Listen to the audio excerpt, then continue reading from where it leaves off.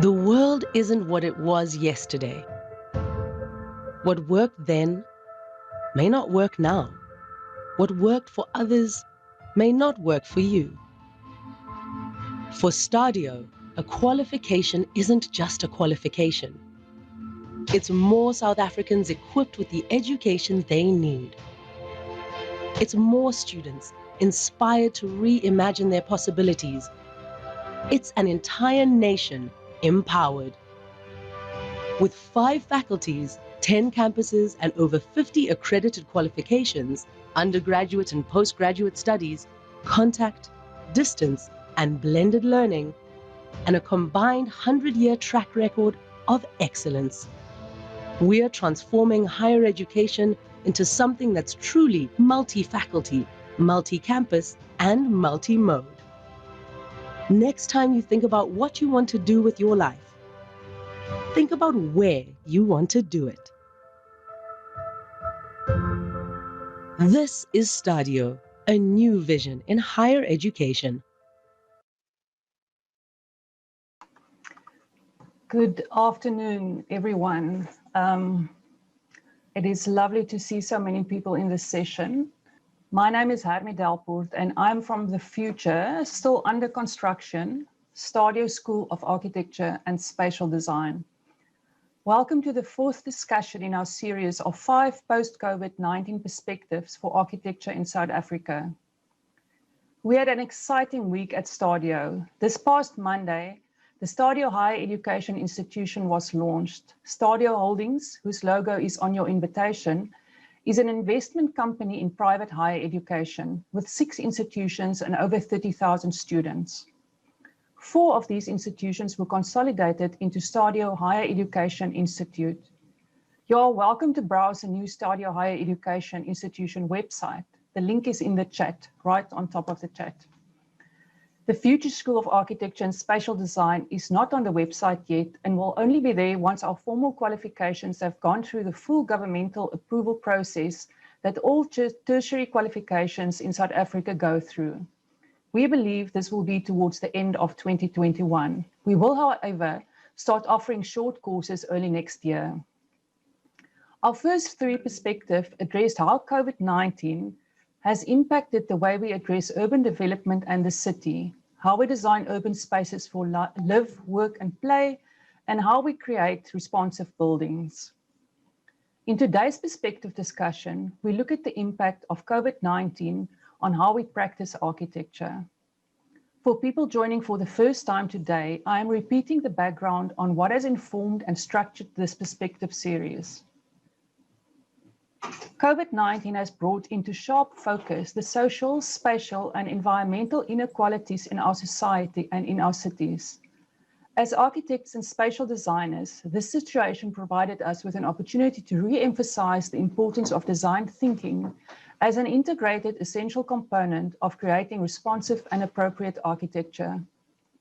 Our special skill is to translate issues and ideas into built form through the design process. To reflect on how we can do this, the Future School of Architecture and Spatial Design at STADIO, OpenArchitecture, and the Architectural Education Forum Africa decided to collaborate in a series of 5 online discussions. OpenArchitecture, under the leadership of Professor Lone Paulsen as Program Director, was the first of the South African Institute of Architecture's transformation projects to address the educational and structural shortcomings after the traditional full-time model of architectural education.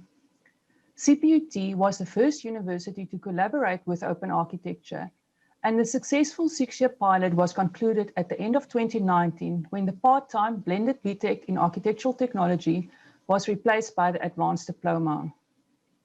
The program was offered online to students supported through office-based mentorship and occasional block release sessions on campus. The Architectural Education Forum Africa was founded in 2014 to create a platform for architectural educators to share ideas, collaborate through research, and discuss current issues in architectural education. The original Architectural Education Forum was the outcome of a symposium on architectural education hosted by the Wits School of Architecture and Planning in early 2014 under the leadership of Dr. Ariane Jansen van Rensburg. The focus of the Architectural Education Forum Africa is on architectural education that is relevant for Africa, especially sub-Saharan Africa. The conceptual idea of this series of 5 perspectives is to look at the challenges and opportunities for architectural and urban design thinking at 3 different scales, and then to explore how this might impact practice and education.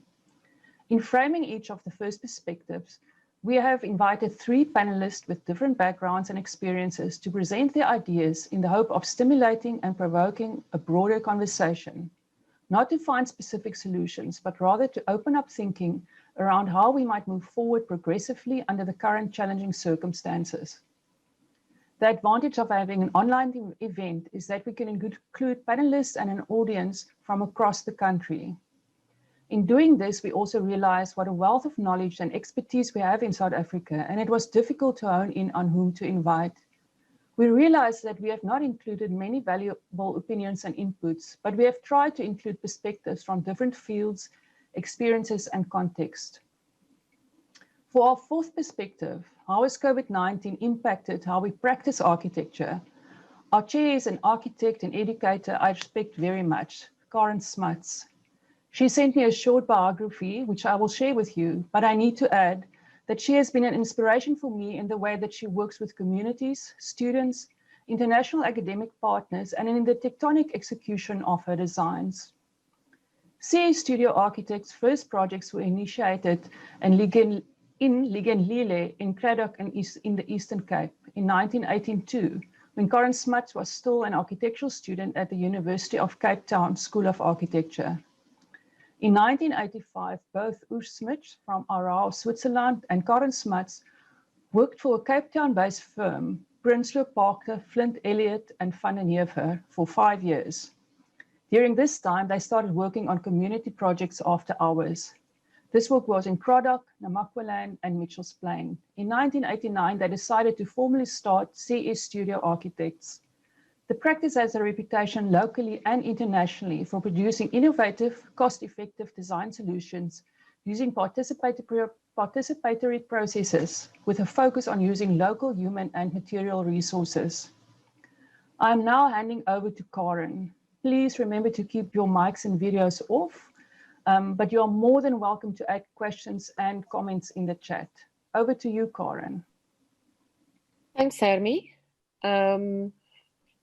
I just want to wish you and STADIO all the best with this new venture. And thank you for inviting us. I'm going to jump right in and introduce the 3 speakers today. There are 3 people, 3 architects that I respect enormously. The first person and the first speaker is Kirsty Ron from CoLab Architects, a young woman who has done incredible work for the profession amongst particularly young women. And I'm not going to explain more about Kirsty because my panelists are all going to introduce themselves. But one thing that I really admire about Kirsty is her generosity of spirit. My second panelist is Mark Thomas. Mark and I studied together. He also helped to finish my thesis model, and we've spent some great times together, and he's remained a friend. I really respect his architecture, the way he details, and I think we all know what joy the boomslang has brought to the people of the whole world, anybody who visits Kirstenbosch. And then Derek Henstra, who studied with me, founder and director of DHK, has built some of the most significant buildings in South Africa. And I just want to say thanks, Derek, for being a really good architect, but also being a good business person, because that's something we as architects sometimes really miss. So what I would like to do is ask Kirsty, and then when Kirsty's finished, I won't really speak, and then Mark, and then Derek to present their cases of what happened before, during, and after COVID, and where are we moving as practices from here. Thank you. Over. Thank you, Karen. All right, can you see my screen as a full screen? Perfect. Yes, we can. Okay. Yeah, yes, we can. So thank you so much for that introduction, Karen. As you heard, my name is Kirsty Rane, and I'm co-director of CoLab Concepts Architects with my father, Trevor Adams. And Collab Concepts is a small, young architectural company that aims to be collaborative across disciplines and rooted in good design principles. And then in 2018, I also founded the Y Project. And the Y Project is a mentoring network project to create support for women in architecture specifically through the development of real reciprocal relationships. So I actually want to leave that. The focus of my talk is that as architects, I believe that over time, we develop a broad base of intrinsic skills that are inherent to the way that we practice architecture. And I believe that these intrinsic skills equip us in a unique way to respond to times of crisis. But with this role also comes responsibility, both within the practice of making architecture, but also to our profession. And my work, especially with the Y Project, aims to be a catalyst and a support into ways that we as individuals can contribute towards meaningful change. So I hope this image brings you as much joy as it brings me. This was my reality during lockdown. And I thought it was actually a nice idea to be brutally honest about what lockdown looked like for myself, and I suspect for many, many other architects and business owners. So I have 3 young daughters. During lockdown, my oldest was 9, my middle was 7, and my youngest was 4. So as you can imagine, our lives were filled with chaos, and we were trying to create structure within that chaos. Everyone was at home. My kids were homeschooled and doing online learning for 7 long months. And it meant that while we still had to keep our practice running, we still had to deal with many, many deadlines and working really, really hard. We also had to make sure that, you know, our household was still running. We were still able to be there for our children in 3 very different stages of their schooling career. We all had very different schedules. Everyone was going on Zoom at different times. Sometimes we would miss meetings or miss an online school session, but we got into our groove. It was, yes, hard, and it was chaotic, but I realized that I still speak from such a position of privilege to be able to have work, to be able to be in a home together as a family, to be able to have connectivity, and for our kids and ourselves to be on devices, to be able to join meetings and to actually have the resources to be able to do our work. And I must say that our team, our Collab Concepts team, did an unbelievable job during lockdown to pull together and to do probably more work than we could have ever imagined possible at a really high standard in the midst of absolute chaos. So this image, I remember thinking to myself, I have to take this image to document it for myself. And looking back on this image, I'm so glad that I did. And I hope you guys find the humor in this. But, you know, I would have to try and lock myself away to have a Zoom session or a Zoom meeting. We'd have to do presentations to clients. And at the same time, I had children who would come and find me and make their little bed underneath my desk. And yeah, just having to navigate all of that. And this image brings me much joy, but I'm very glad that it's behind us and hopefully not in our not too distant future. Okay, so this is our office at the moment. So prior to lockdown, we were working from a home office from my father's home, but post-lockdown, we were not able to do that anymore. And so we were forced to get a little space for our small office. But it was really the light at the end of a dark tunnel. The space is filled with lots of natural light. We can think, we can breathe, and nothing beats being able to sit around a table and sketch out a solution together. I think that's one thing that all of us as architects can probably say that we took for granted, just being able to do that, because trying to do that over Zoom and Microsoft Teams was filled with much frustration, as I'm sure you've all experienced.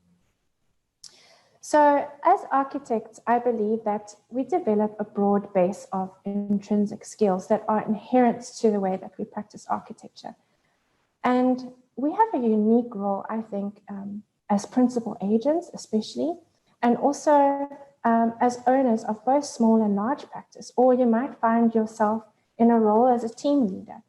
And this provides us with a very unique opportunity to develop a strong skill set.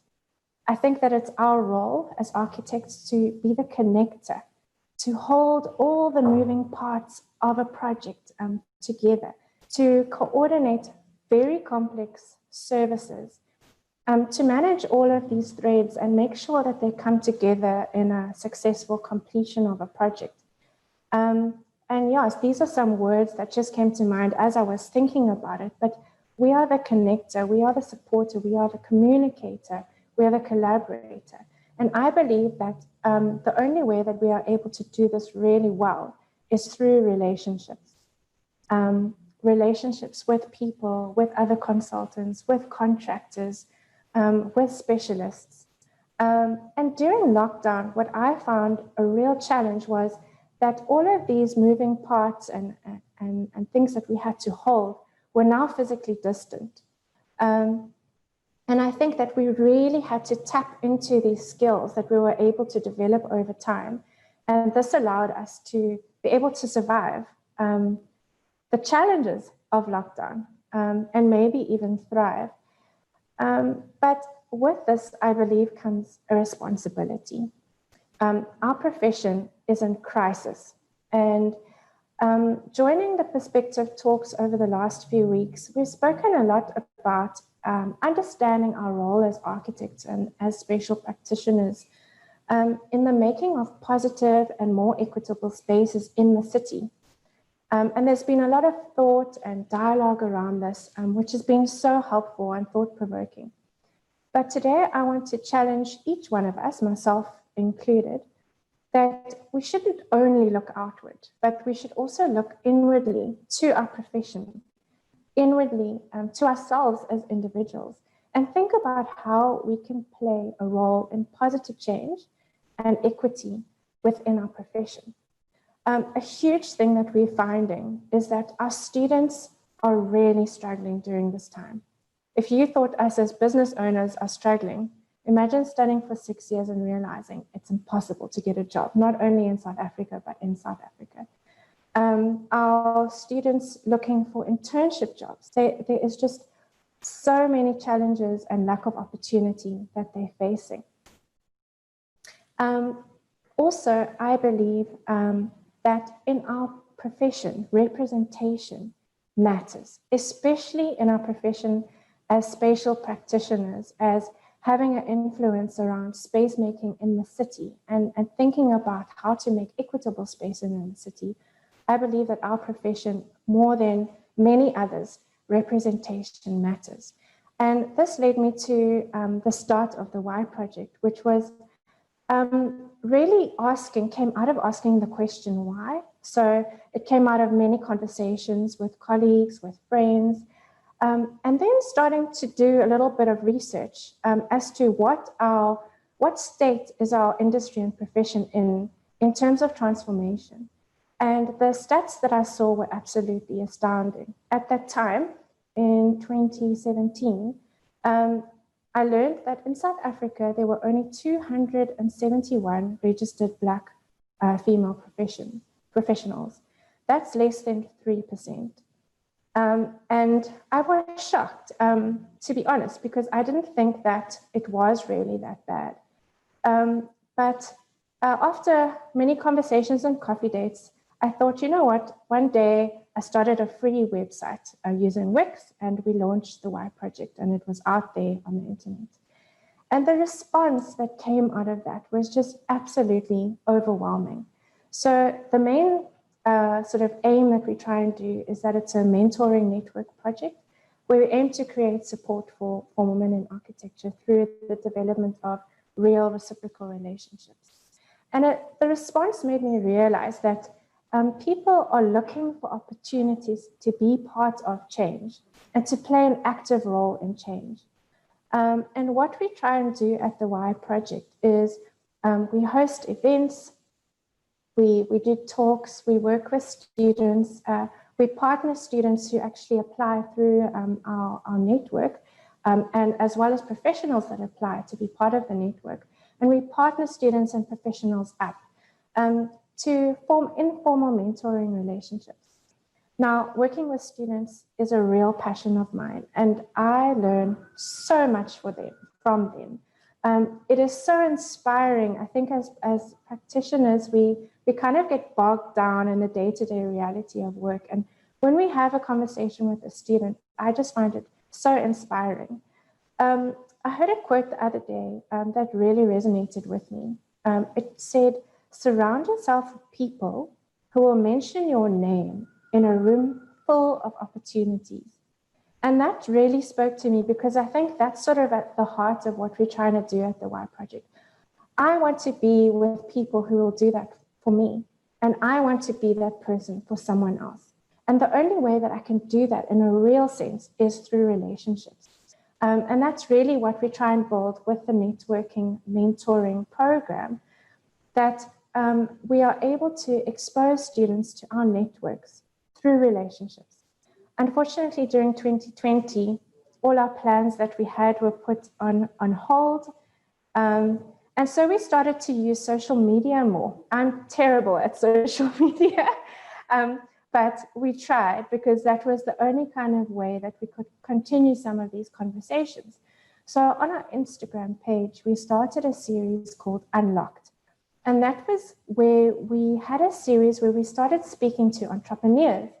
And this was so enlightening and so inspiring for myself personally, because many architects, we go into private practice, we start our own practice, but we're not taught anything about what it means to start a business. And you're just kind of thrown in the deep end. We make things up as we go along. And I found it so important, these conversations. It was a really valuable way that we could learn, and it highlighted aspects that I could put into practice in my own practice, in the development of thinking about how to do business in architecture. So the last thing I want to chat about is, what can we do as individuals? So I would like to challenge everyone to get involved, whether it's in the Y Project, if it's in another program, attend events, mentor students. I had the privilege of having quite a few Zoom sessions with students during lockdown. And when I think about lockdown, these were really moments that I can look back, and they were highlights for me. Moments where I could think past just being at home and having to deal with all the deadlines. And it was a wonderful time of inspiration. And these things don't actually cost us money, but they are so valuable. Follow and engage on social media. If you don't know about Her Perspective, this was an amazing collaborative effort that started at CIFA actually last year during August, which was Women's Month. And it was a physical exhibition, and it was a timeline that grew over the month. And it was a public participation project where people could add in their own voice and their own suggestions. And the ladies at Her Perspective have actually posted this information online. And it's such a wonderful resource to document women who've made a positive impact on the built environment. So I would encourage you to have a look at their website, learn and educate yourself on the history of these women, engage with the content and propose new content of your own. Some of the other ways, practical ways, which I've been able to help students, and I encourage you guys to think about more ways that we can do this, is to let students sit in on virtual. They can join in, they can switch their cameras and their mics off.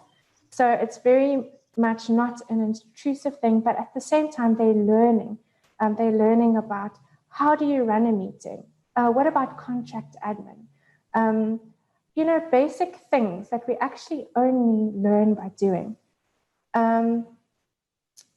Some of the other ways that I thought was give them opportunity to be on site. If you do have a project on site, even if it's a small project, you know, a garage or, you know, a small project which you might think a student might not be interested in, let them come to site, because it's only through seeing how things are made and put together that they can understand drawings. If you are able, allow students to come into your office, share your work. Share your design. And all of these things don't actually cost the company anything, but it does take thought, it takes intentionality, and of course it takes your time and energy. And then I had a wonderful meeting with KB from the Council of the Built Environment last week. She might actually have joined in on this webinar, who's running the structured mentoring program for the CBE. And there are such opportunities for us as practitioners that we actually know nothing about. So there's opportunities for practical support. There's opportunities to also access grant funding for the mentoring of candidate architects and technologists that actually ease the financial burden on companies. So if you're interested in finding out more, please email me. If you are in Cape Town and you'd like to find out more, KB is actually coming down to Cape Town and we'll be doing an information session at CIFA between the 10th and the 12th of November. So if you are interested in finding out more, we'll be having an information session. And then the last thing I want to say is get involved in our VAs. Our consuls need our intentional engagement, and it's only together that we can make progress. So I have had wonderful opportunities, and CIFA has been such a supporter of the work at the Y Project. We wouldn't have been able to do anything without them. And it's amazing to be involved in a community. And I think as architects, we're just so used to working in silos, and we are actually a community, and we need to continue this conversation as a community. So the last thing, yeah, I just want to make the challenge again to each one of us, myself included, to be active, to be intentional, and to be inspired to create real change in our industry. Thanks. Thank you, Kirsty. That was incredibly inspiring. We're going to go straight into Mark, and I will keep my questions and comments for when Derek is finished. Okay, Mark, over to you. Thank you, Kirsty. That was marvelous. If I remind myself of the topic, which is how has COVID-19 impacted how we practice architecture, I've got to actually go back 4 chapters before I can talk about that. And it really puts me in Zimbabwe in the late 80s. I went on a Zambezi River race where I was in this rubber duck and I was in these crashing waters in a gorge. And I fell out of the canoe, which is right the place where you're not meant to fall out. And I found myself being tumbled, and I didn't know where I was. I didn't know where up was or down was. But fortunately, I felt a rock, and I climbed and clambered out, and I was finally on dry land.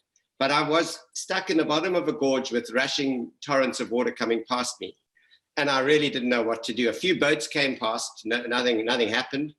And next minute in the distance was this very regal man, Zimbabwean man, at the back of his rubber duck, and his name was Gift, I found out later. And as he got closer to me, he looked me in the eye and he said, "Jump in." And I just thought, I can't jump. He didn't say jump in the boat. He said, jump in the water. And I wasn't going back in that water. But as he got to me, he looked at me again and he said, "Jump in." And I jumped in, and everything worked out after that. And I was lifted out of the water and back into a boat. Now, the point of that is I've got 5 chapters in my architectural career.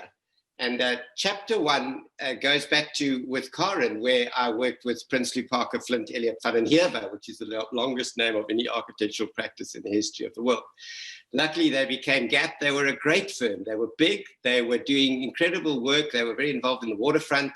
They had systems. And what was such a joy of working in a large practice like that being thrown in the deep end with running contracts, how drawing numbering systems work, how big teams work, and how the politics of a big practice works. So that was a wonderful experience and time, but suddenly I had that same urge, or something made me want to jump in, and I wanted to go on my own. So I then started a collaborative, if you like. It was a premises that Douglas Roberts owned in 84A Short Market Street. And it was a building, 4-story building, and Douglas, being an architect, said, listen, you guys need space, just move in. It's 4 stories, move in, do what you like, we can talk about the rental later, which was great. So Charles Thiessen and I took over this building, and we started on the top floor, and after a short while, with our fax machine, which was the only equipment we had, we got the 2nd floor inhabited, and before you knew it, we had a boardroom on the 3rd floor, and we developed a collaborative working co-op. It really was a high time. We had lunches together, we rubbed off together. We had all kinds of different people working with us. Some guy was a bookseller in the evenings. We had a futures trader. We had design people, and it was a fantastic and invigorating way to work. So that was chapter 2 at Short Market Street. And one of the individuals I met there was Jane Visser, and she was just doing incredible work. And I saw that and I thought, flip there, I've got to do something with Jane. And I had some projects, so we did a little trial project together. And before you knew it, we'd formed a 50-50 partnership. We were both an Inc. and a PDY, and things were happening. This was chapter 3. We created a firm called Visser Thomas Architects, and we bought a building in the city. It was a house, and it was probably the best thing we did, because we many times subdivided the back of it and then sold that when we needed money. Then we bought it back when we had money, and we levered the building as a way to stay afloat, and built this firm that did super work. And, you know, we won awards and things were going really well. We had a team of 25 people working with us. And at one stage, we even hired an engineer who would project manage us, because we would all go so fast off into the wrong direction. And he helped keep us, because engineers solve problems, as you know. He helped keep us on track. In the end, Jane and I moved our separate ways, and I went into chapter 4. Chapter 4 was in KLG Architects, Copa Levine George, in Rondebosch, in a barn. I heard that there was a workstation available. So I moved into another firm's world, if you like. And I didn't realize, but I was in a small room, and I'll show you a slide of it just now, with 2 drawing boards, and this man who was, I didn't really know, was 10 years older than me, who turned out to be Alva Alto, basically, if not better. I mean, the most skilled architect I've ever worked with. So I had this amazing opportunity of about 8 years of being mentored by an older architect, you know, over an 8-year period. And I lived with this firm above me who were interesting people, and you know, we became a family. And somehow, always with architects, there's this feeling of, if you can collaborate, you can become a family, and the team does a whole lot better than the individual. KLG, though, somehow also got this urge to jump, and I wasn't sure why. I think maybe I was taking on their ups and downs too much, because I was very involved in their firm, and yet I was a completely separate individual. So I knew I had a piece of land next to my house, and I thought, let me build myself a studio. And that is chapter 5. It's called Yellowwood Studio. It's where I am talking from now. Miraculously, I finished it 3 weeks before lockdown began. And when I got here, I thought, this is the stupidest thing I've ever done, because I've got so much space. There's no one else to work with me. And I had such a wonderful family there. What was I thinking? Luckily, my middle daughter, Katie, who is the technical department on my right, she was in her 4th year and needed to do her prac time. So she moved in, and lockdown began. So chapter 5, we're now at COVID-19. Nothing is certain anymore. There's no money. There's less money for everybody. And it's very grim, actually, for most. And we don't know when that is going to change, actually. But potentially there's more time. And I don't know what I found in the lockdown period was there was suddenly time. And I had 2 projects. A lot of the projects I had were shelved. But I had 2 projects that I really put a lot of time and effort into. Even at one stage, instead of doing, I don't really like Zoom meetings. I didn't really do any. I got my youngest daughter to follow me with a video camera. And I did a presentation to a client on a video. And then my middle daughter, her boyfriend was in the house with a whole lot of equipment. And he managed to shunt it all to the size of a WhatsApp video. So a 10-minute WhatsApp video that I could send to the client. And it was marvelous. She could show her friends. And again, it was linked to, we all had more time and we were all stuck. We couldn't go anywhere. So I guess we found time to clean. There are no cleaners anymore. So I got a book called The Monk's Guide to a Clean House and Mind, which was a great inspiration. And we ended up all cleaning the studio on all 4s. We found that vinegar and warm water is the best way to do it. Katie started baking bread. We developed a thing called Sculpture Fridays and Woodwork Wednesdays. So on Wednesdays, we would try and do woodwork. We'd either make some furniture or do something. And on Friday, we'd do sculptures, and we did all kinds of wire bending and candle making. We made little clay things, and we're still doing it. It's ongoing. You know, there's sculpture going on, and that piece of bronze. We're getting things cast in bronze, you know, and bronze is such a gorgeous material. So it's been a very interesting time to actually think about what we do as architects. And part of what we do as architects is surely we've got to make things. Also to diversify, to be compassionate.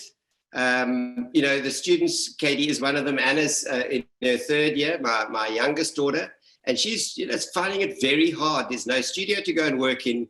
I really do feel for the youngsters, both on their social level, that they're not seeing their mates like they used to, and working on Zoom with crits is very, very difficult.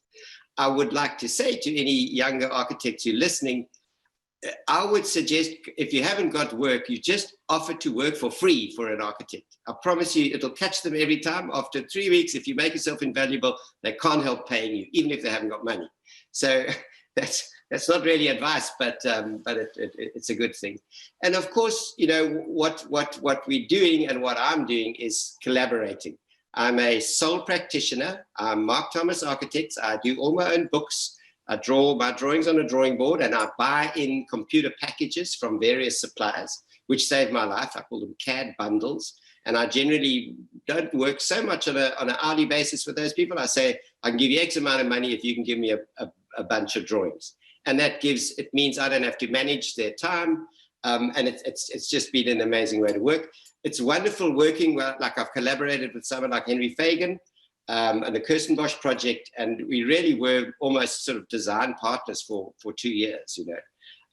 Recently, I've had the joy of working with Macho Mashevsky and a little bit of a splash of working with Karen. And, you know, I think it was Julian Cook who said, Julian Cook's had 1 million different partners and ways of working. And he's always said, just start and go for it. And the money will work itself out. You'll see who's working harder, who's working less, and you can divvy it up. So I don't know.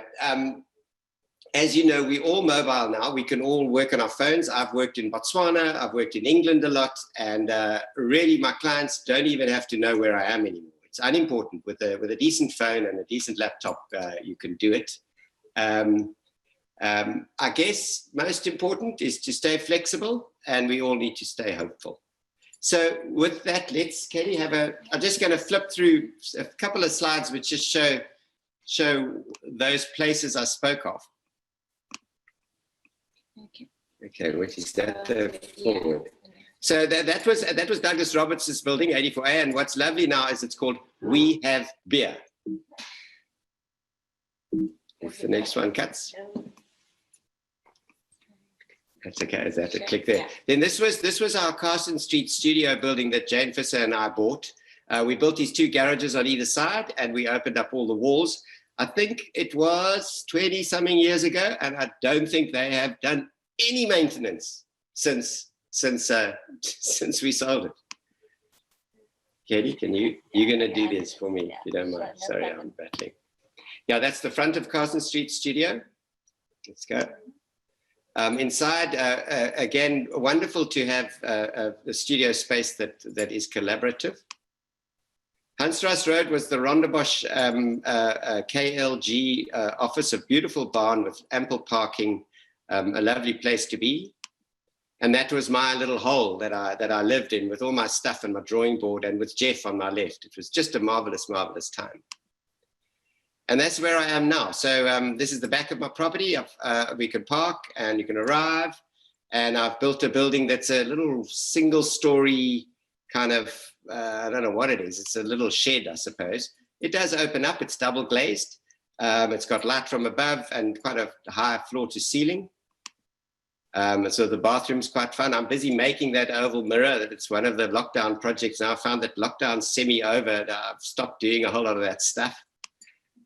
We've got an outdoor boardroom, which is crucial because during lockdown, I had meetings where we all had masks on and we just didn't have Getafix up in the tree, but he could have been there. There's part of our sculpture. Because I haven't had other people being able to move in here, I've just occupied the whole place. So I have a vacuum cleaner that fits on the end of the power tools and off we go. Yeah, and that's the studio. So it's me and Katie running what is it called, a micro firm, and having an amazing time. And yeah, so that's me, Mark Thomas from Mowbray. Thank you, Mark. That was really inspiring. And I see from some of the comments, people really enjoyed that. So thanks for sharing that with us. Let's go to Derek. Derek, are you there?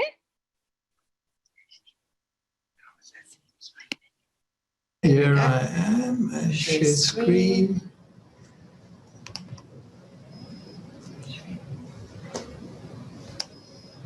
Great. View and full screen. There we go. Right. It's always marvelous when technology works, especially for a guy who's on the wrong side of 60. It's always a miracle, and it's terrible when it goes wrong. But yes, I really loved the first two presentations, Kirsty and Mark. And I know Mark very well. He's a good old friend of mine. But I'm going to go a different route. But first of all, thank you for inviting me, Hermie and Stadio. I must say I've enjoyed your series very much. The COVID-19 and the resultant recession has had a huge effect on how we practice, how we create architecture and urban design. And I've taken part in many webinars and talks about this, but never about actually how did we do it. So my presentation is just a little bit more pragmatic. And I had to be because I'm going to tell you a little bit about what we did, how we suddenly were caught with our trousers down and how we herded 90+ people into a homework mode. It's no joke. And I think at the end of the day, we were amazed at how smoothly and how easily it all worked. We had good IT, good technology, but boy, oh boy, we had our moments. So I'm going to tell you how we changed, what we did, but I think more importantly, the lessons we've learned from this experience, what we want to take from this into the future. So my first slide is, in fact, all the slides you're going to see this afternoon, they're just background to bullet points, is work that we actually did after lockdown. So we're not cheating here. Every single one that I show you today is stuff that we've actually managed to do, just to prove how it could be done. We were very lucky. We were asked to do a retirement center and hotel, a rather large mixed-use development in the Seychelles. So we kind of imagined ourselves being on this tropical island while we were locked down. The very next slide is not something we did. So this is a cheat slide. It's something we did many years ago. But I think this is one of the most amazing pictures. It was sent to me a few days after the 26th of March 2020. And this is the busiest intersection of Cape Town. And I don't think you'll ever see it like that again. It was eerie. What we felt out, the sound, the quietness. It was just beautiful. For me, it could have gone on forever. So yes, then it happened. We were told to go home, and we had to do things very fast. We had to really start right from the beginning. The exercise of going digital was of an unprecedented nature. We had the technologies. Fortunately, the staff were incredibly easy.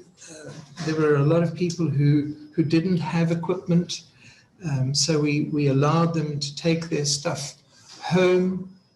We had to purchase some items.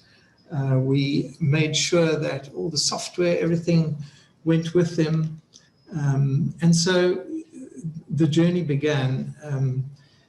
First of all, we had to get the majority of staff new software, software that accesses their PCs at home. A lot of them went on VPN to connect to our server directly. And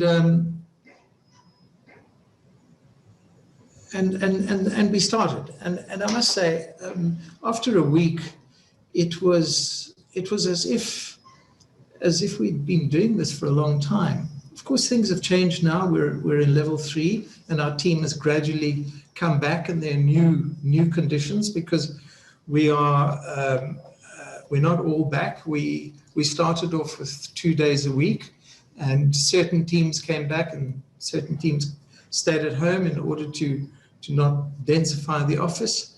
And so we had to mirror their workstations at work to home. That's another story. And now, of course, at level 1, we are open 5 days a week, but we have teams rotating all the time. And so what we have learned was that communications, internal communications, the platforms are so incredibly advanced.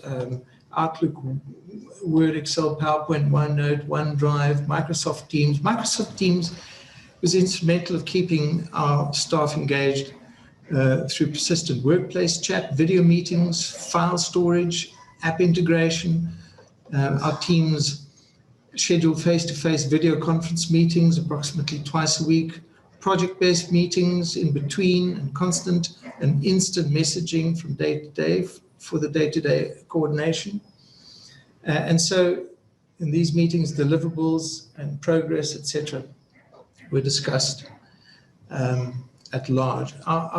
We did a lot of work with Microsoft Teams, but finally, this medium that we're on today, Zoom, sort of took over. We find it a lot more user-friendly, especially in external meetings, in webinars, internal, external. We do a lot of DHK talks. We used to, where we have showcasing of our work, or people from other countries, other architects coming to talk to us, and we continued that with on the virtual, on screen, on Zoom, and it worked very well. And it also was incredibly interesting to see how people were able to start presenting virtually, because I think this is going to be something of the future. It's not easy, and I'll talk about that in a moment.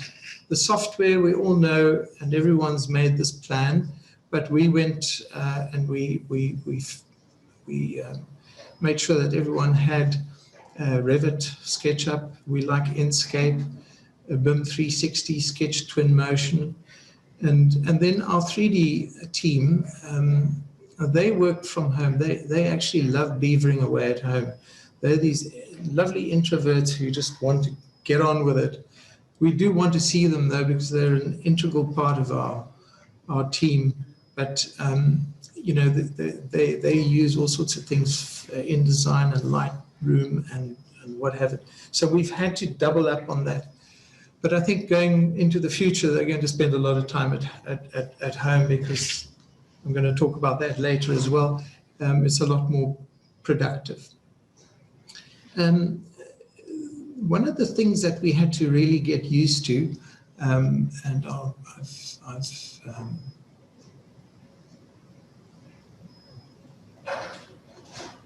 I'm behind in my, is design workshops, design reviews, design sessions. And I must say, it's a struggle. I still find it a struggle. But there's good software, and with styluses and on Zoom, one tends to get better at it all the time. You're able to use a stylus. I've never been a great fan of that white pencil. I'm still a friend of the pencil, and in my most desperate moments, I would do a sketch and then hold it up to the camera.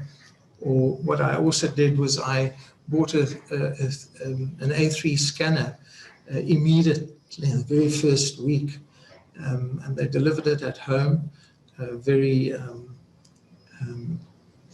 illegally. But it's very nice to sit and be able to draw something, scan it, and immediately send it. So we got very good at that as well. Social media with external communications. I've never seen so much social media in my life.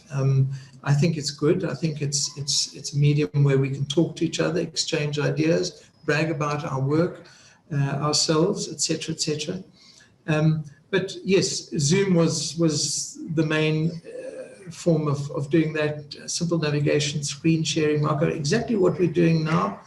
But what we found, and what we still find challenging and interesting little journey that we have is how do you present work? How do you present your ideas, your design intent? Your work has to be, whether it's drawings or 3D, or it has to be incredibly descriptive. It's got to be, it also has to be quite simple. We always like, we've been doing this for a long time, and we saw how well this worked. Doing simple diagrams showing how the design has evolved and why it worked that way. BIG do a lot of that, and we've really adopted that. We kind of internally call it BIG diagrams. And it really starts just unpacking and explaining the intent. So, you know, you're not there to see their faces or see whether they're confused or whether they're not understanding something. You've just got this damn screen in front of you. So it's challenging, but with fly-throughs and walk-throughs, these things are easy, and internal communications as well. There are 90 plus people, plus we have students, we have interns. It all became quite a mission, but I think the machine is now well oiled, and it works very well. What we've learned from this, the positives and the negatives, is immense. The one thing I have learned is that, first of all, it's been an amazing exercise in adaptability and agility, and it's been very, very positive. It's been lovely to see how people have responded, and how well working at home has worked for us. In fact, in the beginning, I thought this is the new future. I don't think so anymore. Controversially, I think that, and I think everyone's come to the realization that there are more pluses about being in a studio than working remotely. But the positives were that the staff had really learned how to connect, intercollaborate. They were, as I said, a lot more productive, a lot more focused. I think one of the things that I found very interesting is that because we were having to talk to each other on Zoom or on cell phone or etc., we also all got a lot closer. The whole thing became a lot more intimate. You're talking to someone at home who's got issues with his geyser or children running around, so you immediately just talk about that as well. And before you know it, you know a lot more about that person, and that person knows a lot more about me. So instead of all being in the studio and running past each other and never really focusing one-on-one, I think that's one of the things that I've learned, that you've got to make time, because as Mark said, there is so much more time. You've got to make time to communicate. And then I think there were more negatives. The one thing that I feel and find is you just can't enthuse staff or get that collective energy going, that creative energy, maintain and develop a corporate or a company culture, integrate, teach, mentor, direct. It's very difficult doing that remotely, and that is something we've missed. And now with us sporadically coming back, I can see that we're beginning to get that going again. And then designing around a table with a pencil and paper, that's what I like doing all day long. And really, I've come to the conclusion you can't design buildings on Zoom. Presentations, I've spoken before, they're very difficult and very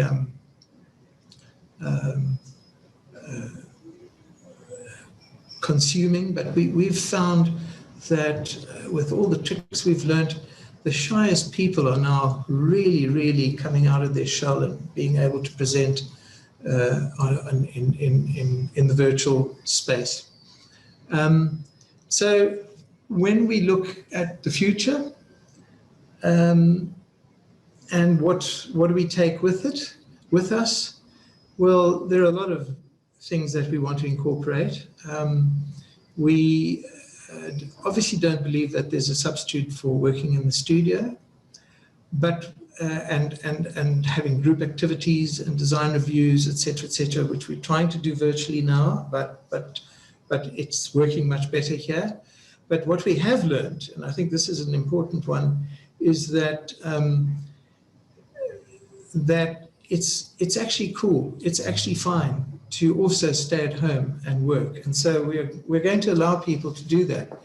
When there's a package of work or there's some people concentrate better, some people want to work at home. And they're very productive. And it works, even with children at home, sick children that need to be looked after. And especially now with this terrible recession, the money saved on transport, public transport, or just motor car, it makes a very good argument for having time at home and utilizing your time very effectively and efficiently. It can be done. So I think finally, I'm going to end off now because I think I've overshot my time limit, as the others did.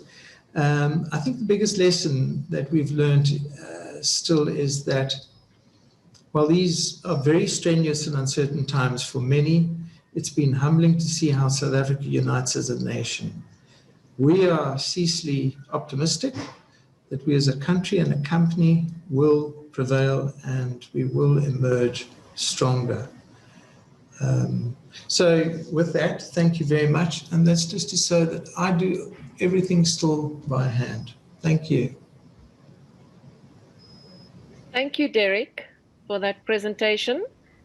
I'm going to just briefly tie together the three speakers, and then I want to open it up for the floor for questions, because I think it's much more exciting when other people get an opportunity to be engaged with this process. So, Kirsty, your message was very clear. Nothing beats working together. And what was very interesting about all three of you, the word collaboration came out, and it's a fantastic concept. And I am going to ask you a question, each one of you, to just think about, what does that collaboration mean within yourself, within your own practice, and outside of yourself? And I think Kirsty mentioned getting involved with different organizations. I think that's a wonderful encouragement, because that way we can build the network and we can all rely on each other. And Mark, thank you for reminding us to be hopeful and compassionate. And all I can say to young people and young architects out there, and people I know who've lost their work, that it's about jumping. And as you say, Mark, just do something for free, just get going. We're all there, CIFA is there, and we're definitely going to try and help members and non-members. So please, let's form networks to help each other. Derek, thank you for your message of adaptability and agility. Your practice is a great example of a practice that's been constant and producing fantastic work. But I can see your problems are the same as mine, whether I've got no staff, or Kirsty, whether she's got 5 or 6, or Mark. The problem remains the same. We have to actually collaborate, and we have to work better together. So I would like to ask each one of you just briefly, and maybe we start with Derek and then go to Mark and end on Kirsty. Just how do you think you can see collaboration? We can develop that as a concept. Okay, Karen, yes, it's one of my favorite words at the moment, so forgive me for using it often. The other word that I love using is teamwork, because when you work with a large team of people, teamwork, collaborating with each other is of prime importance, and we spend a lot of time doing that. There can't be heroes or egotists in this. That we're a team, and we have to work together. And we do try and engender that recipe throughout our working life here at DHK. But what we've really found very valuable is collaborating online, virtually, talking to other professionals, the people who help us create buildings or environments, engineers, quantity surveyors, and collaborating with them. We honestly, one of the things I forgot to say is that we think twice now about jumping in a car or jumping on an airplane to go and see someone, or to go, the time that's wasted in doing that. There is a hell of a lot that we can do on Zoom or virtually. So I find that even, I was talking about getting closer to our staff, our people, but I also find that we, through all this collaboration with our colleagues, we've become a lot more nimble, and it's easier, and we've broken all these barriers. You know how shy people are. It's actually quite easy talking to someone in Uganda, another architect that you're collaborating with, and it's all become a lot easier. It's not on the phone. You have to see people. FaceTime is very, very important. So I'm rambling on, but yes, we've seen a complete new meaning of the word, or in being Derek, able to can I ask you something? Have you ever imagined not having any work? not having work? No.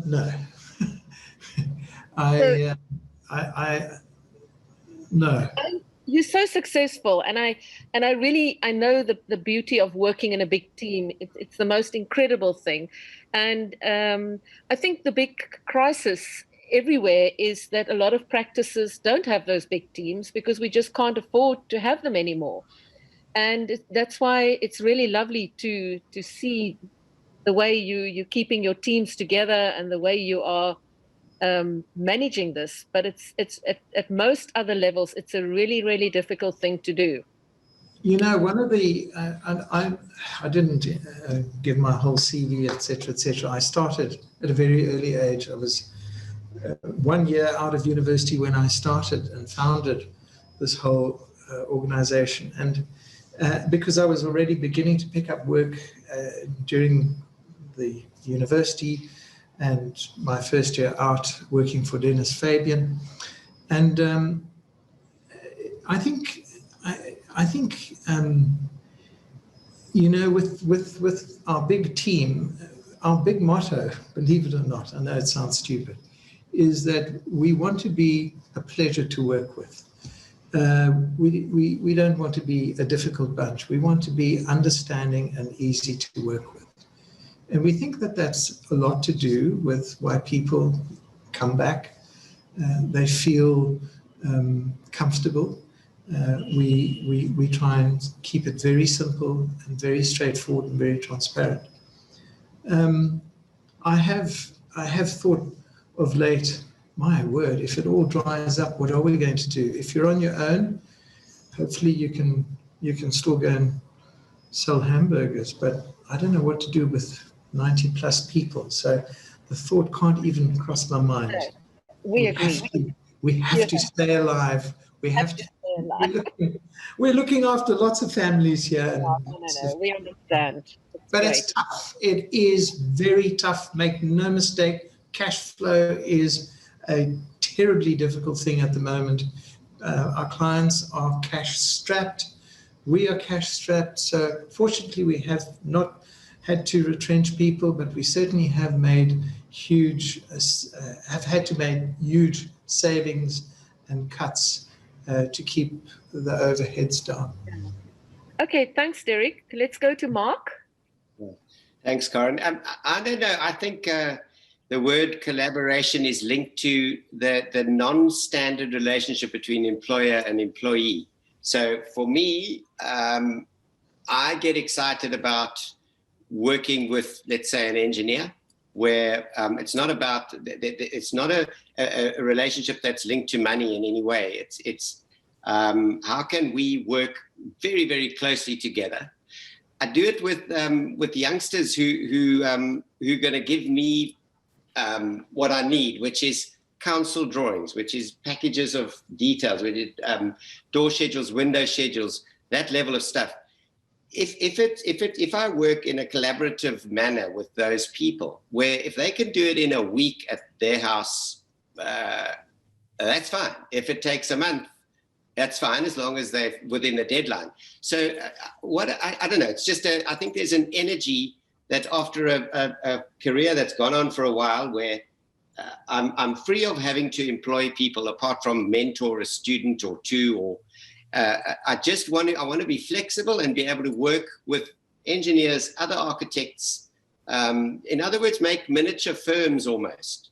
That's my excitement with collaboration, and I feel like I'm only just starting. I've got a long way to go.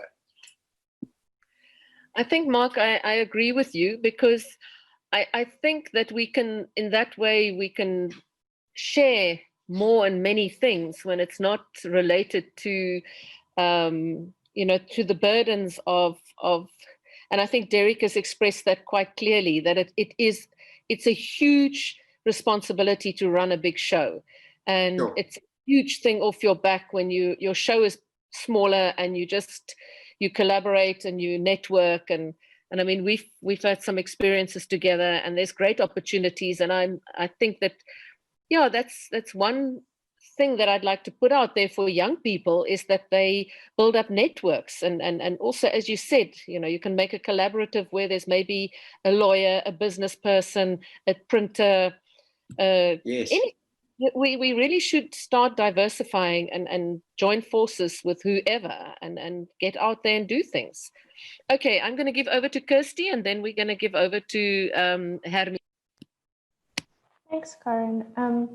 Our name, Collab Concepts, shows that that's kind of one of our core principles and an expression of who we are. So I think for me, the collaboration, the word collaboration is very much linked with relationships.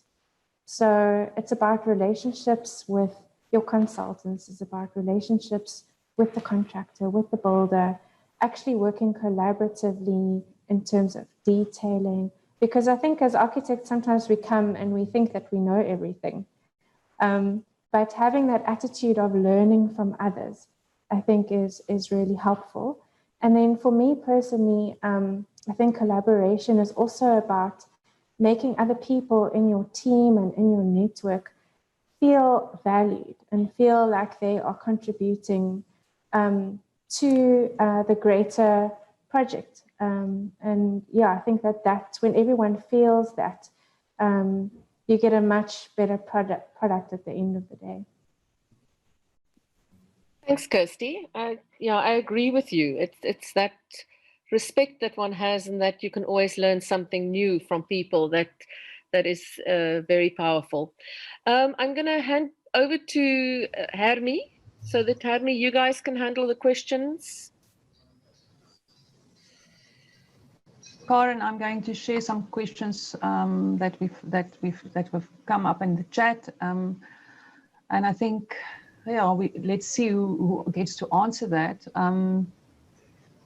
There was one question, and I didn't get the name because it was just a number, but the person said, I find that the communication skills to explain your thoughts, and I guess this is online, to a layman or management is challenging. They find that challenging, the way that they have to do that online.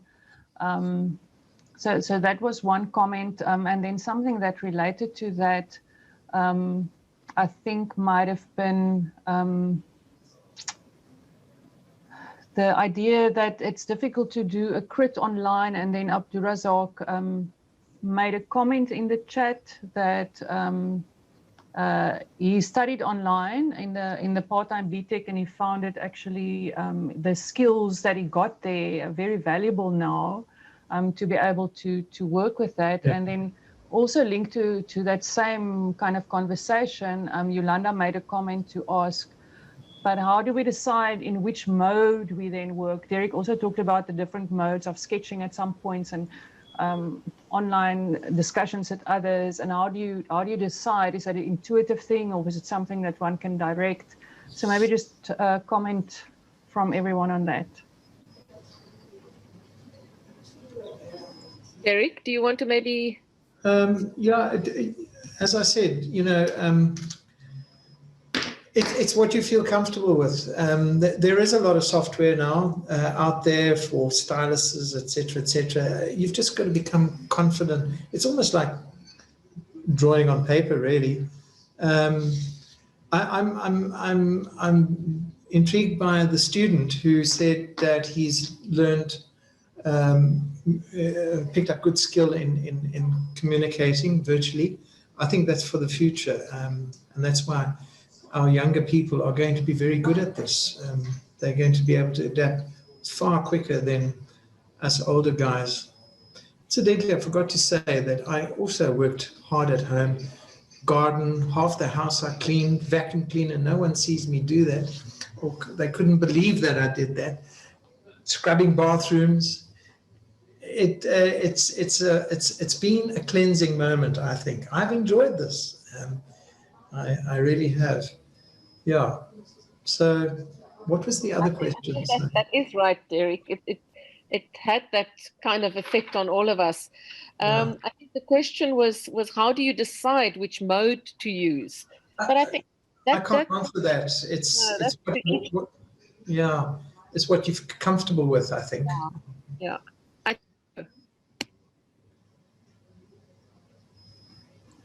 Yes, maybe Kirsty, Mark, if you wanted to comment on that, or yeah, maybe I can add, because I've had the privilege of being able to be in touch with some students who are doing honors this year, and just seeing some of the work that they've been able to produce during lockdown. I mean, I cannot imagine how difficult it must be for them to have to do crits via Zoom. It's just such a challenge. And the way that they've been able to adapt and hone their skills so quickly, and the work that they were able to produce. I mean, they're using software for the first time, and then they have to present their projects. It's really incredible. So they were using videos and multimedia, music, and that kind of thing that went along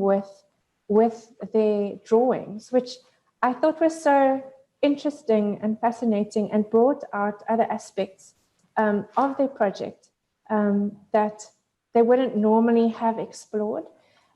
So I found that really, really inspiring, and actually made the project much richer. But the challenges that they've had to face and the way that they've sort of risen up to it was incredible. The mind boggles how young students, how they can afford all the software and all the, it's not that easily accessible, and it's not that cheap. But I love Yolanda's statement, young brains are agile. Boy, oh boy, have we learned that. I envy them. I found the most useful tool is WhatsApp. I did a lodge in Botswana where the contractor would ask me 14 questions a day. I'd do a small sketch, I'd WhatsApp it, it would be issued, it would be stored, it would be memorized. It's an incredible tool.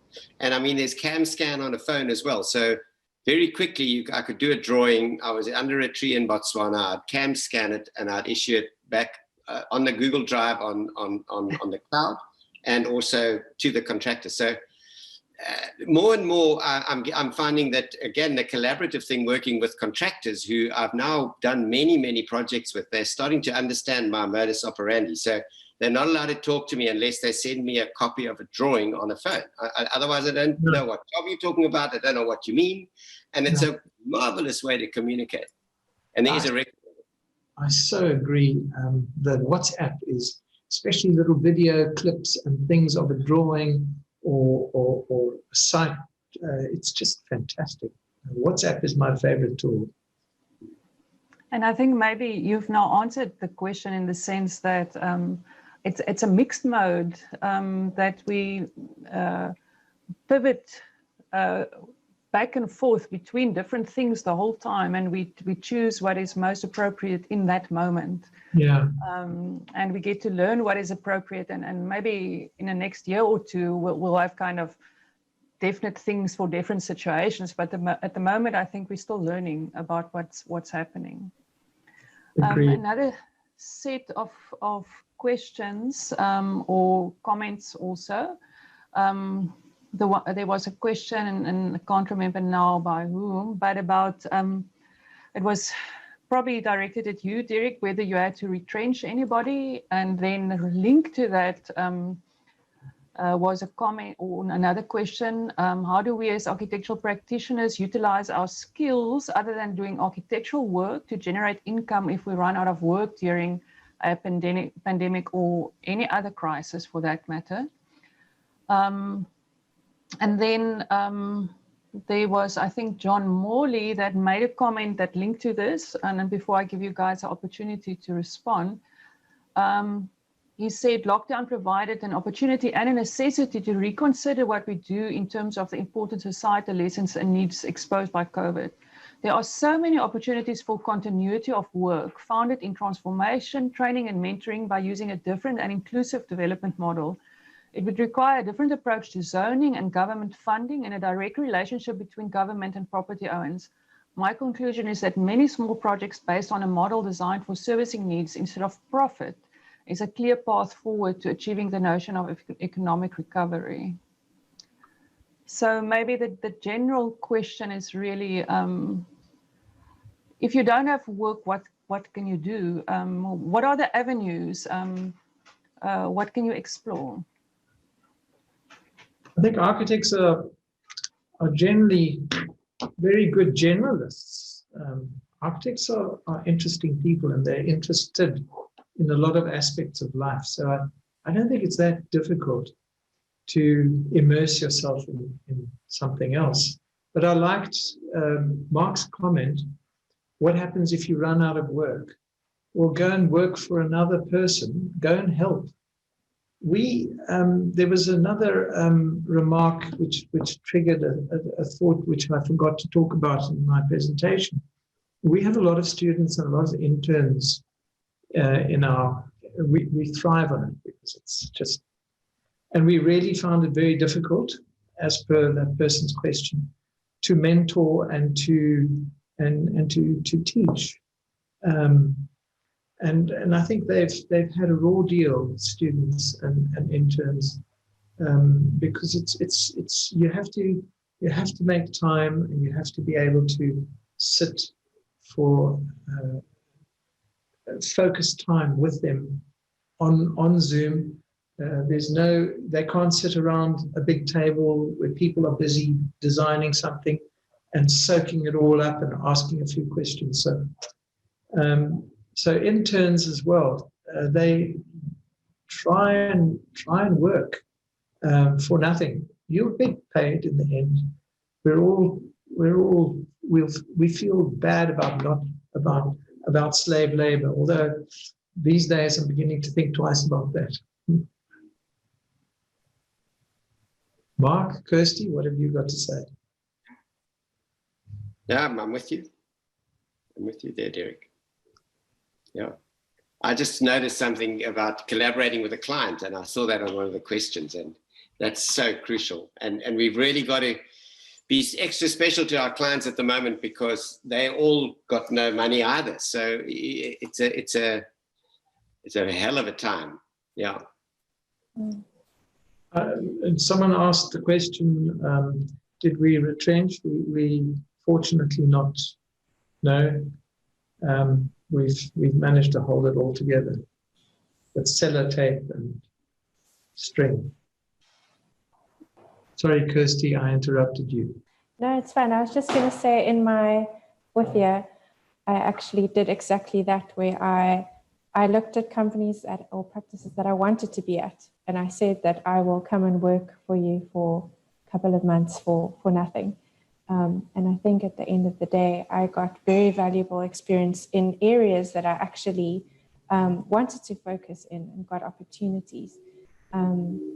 So students, don't be scared to do that. At the end of the day, you will be richer for it, and you can put it on your CV. And then just a challenge as well, I try to think of some ways that I spoke about in my short talk. But I think that we all need to start thinking of ways that we can actually support students. If, even if we don't have work, or things and resources are very tight, we still have opportunities and practical ways that we can think about being creative as to how we can actually support students. So maybe thinking about it, chatting to students, asking them about what would actually support them and help them during this time might be just some things to think about. Maybe, Kirsty, that's exactly what a session like this can start the further conversation, because I think that we've been sitting at CIFA, we are so aware of the crisis with interns, young students, practitioners, and we really need to brainstorm this more, and just how can we all network. We all have skills. Some of us are more privileged and we have access to things, and maybe we need to brainstorm this a step further on how can we just be a bit more supportive to those that don't have you know, we've just got applications at the moment from so many people from all over the world, not just South Africans. This crisis is everywhere. Yeah. But I think we need to help, you know, even, you know, just around UCT and maybe CPUT. They've set up a practice office at CPUT to help the students. But maybe through CIFA, we've got to do something that is just a bit more supportive to people who are really falling through the net. Definitely. It would be interesting to hear if there are people from not in Cape Town, because interestingly enough, all our speakers and our chair today is from Cape Town, where in the previous sessions we were a bit more spread out. But what is happening with... Oh, you are as well. I'm also Joburg. You're also Joburg. But maybe just hearing if there are any initiatives for students, or what is happening with students and interns for next year in other provinces.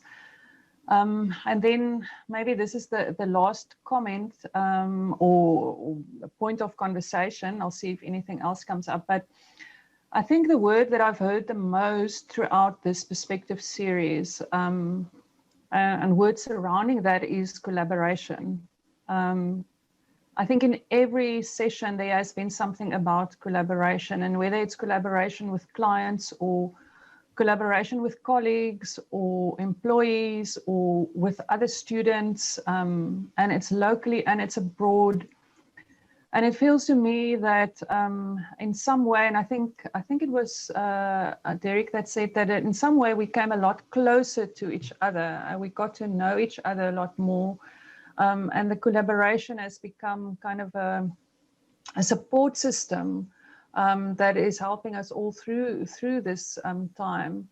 So maybe on your last comments, just a little bit of reflection again on that idea of collaboration. And Karen, maybe I know you've and I haven't even been there because we don't travel so much now, and I don't spread my wings too far out of my home base. But you said at CIFA there's a lovely little coffee place at the moment. So if there are places where people can meet and discuss things, I think it's good to know about that.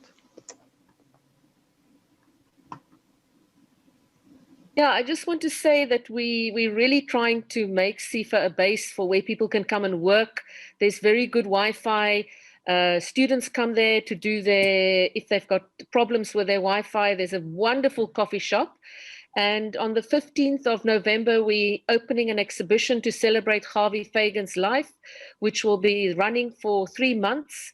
And it will be a wonderful place to meet and maybe, you know, start discussions on how we can help our profession. But once the three panelists have spoken, I'll just round it up with a final sentence. Okay, yes, Kirsty. Maybe your final sentence, sorry to interrupt. There's an interesting question from Luyanda. And maybe it's something we leave with as a thought and not discuss because our time is almost gone. But he asked, what is our standing as architects in society? And maybe this discussion that we're having can kind of lead to that. If we are all collaborating and strengthening each other, what are we doing in society? And how are we perceived out there? Okay, Kirsty, do you want to have a last word? I just want to say that let's continue this discussion and continue brainstorming. And we would like to have a session at CIFA sometime between the 10th and the 12th, Karen. We're going to make it a date. Yes. And it will be nice if whoever's interested and who is able to join us in Cape Town, if you can come join us at CIFA and we can continue this conversation further. Thanks. Thank you. And Mark? Well, thanks, Karen. Thanks, everyone. Kirsty, I'll take your challenge on of how to think about more carefully how to play a better role in the profession. And I've always had this idea that there's what's his name in Joburg, the Torsten Deckler, who had a thing where you bring a chair. And all you got to do is bring a chair, and then there'll be a half an hour, somebody will present some work. And now that I've got the studio space, I'm threatening to have a monthly, it's difficult with numbers because we've got to keep the numbers down, but Kirsty, I'll at least have one and I'll invite you to it. Awesome, please do. Thanks, Mark. Right. Okay, So, Derek.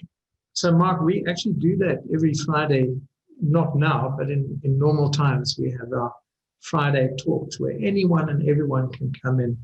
So what we're going to do is be even more accessible. So please don't all come down on us, but not in opposition to CIFA. I think that's fantastic.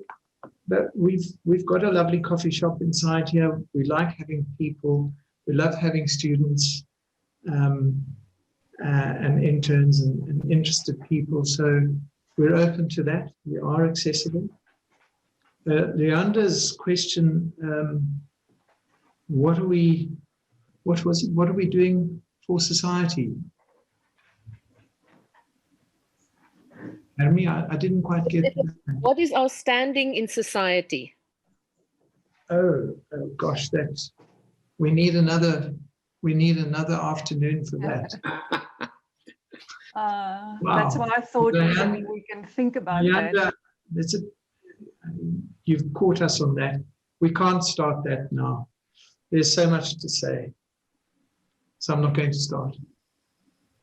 So I just want to close by saying that one thing that I think is fantastic about this session is just to show how diverse we all are. And I really want us to celebrate diversity. And I think that's something as South Africans, we can do that. We have diverse practices, we have diverse individuals, and I just want young people to be encouraged by that, to know that there's a place for everybody. Thank you very much, Hermie, for inviting us. Thank you. And I want to thank all of you. But before I thank everyone, I want to remind you of our next perspective, the last one. And I think I'm going to miss the sessions once we stop next week. But next perspective is how has COVID-19 impacted how we teach and learn architecture? And now I've lost my page. Our chair will be Nikki Jinka. He's formerly from CPUT and UCT graduate, and he was the CPUT head of school at some point. And he's currently in an interesting position at the University of the Western Cape, which he can tell you about next week. Our participants next week in the discussion will be Prof. Lone Paulsen of OpenArchitecture, Yolanda Morkel of CPUT, Fadli Isaacs of UCT, Sachaba Mape of WITS, and Karen Combrook of the University of Pretoria, and myself from STADIO. I really want to thank Lone Paulsen of OpenArchitecture for her guidance in conceptualizing this perspective series. I don't think it would have happened without that. And a sincere thanks to Karen for chairing a great session. Kirsty, thank you for sharing your personal space and your wonderful Y Project initiative. And Mark Thomas from Mowbray with your microfilm. I love the way that you put that. And I'm going to get that Monk's Guide to Cleaning. I really need it. And Derek for sharing with us the positives and the negatives and making us aware that we need to get to know, make time and get to know people and reminding us of collaboration and teamwork. You were all very engaging and entertaining, and I really enjoyed the session. I also want to thank all the behind-the-scenes organizer, Simon, who has now officially changed his job title from Head of Digitally Enhanced Learning, Teaching and Assessment to that of Zoom Wizard. Chelsea, who organizes all your certificates from STADIO. Yolanda Morkel for representing the Architectural Education Forum Africa, and Brent from the Cape Institute for Architecture for organizing the CPD points. Thanks to everyone who attended. If you filled in the section for CPD, you will receive your certificate of participation. Note that the certificate you must still submit to CIFA, as we just acknowledge that you participated. And I should have said this in the beginning. If you participate for less than 60 minutes, you do not get your certificate. Because we can monitor that. And then once you receive it, you send it to CIFA and you will receive your CPD. I hope to see all of you here again next week. Our session was full today. We reached 300. So register for next week and enter the room early so that you can get a space. If you don't get into the real room, you can watch it on YouTube. You will be directed there. But it was great seeing everybody. Thank you. And goodbye till next time. Thank you. Thank you. Ciao.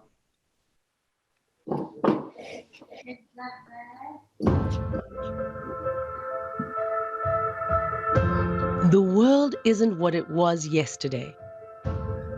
What worked then may not work now. What worked for others may not work for you. For STADIO, a qualification isn't just a qualification. It's more South Africans equipped with the education they need. It's more students inspired to reimagine their possibilities.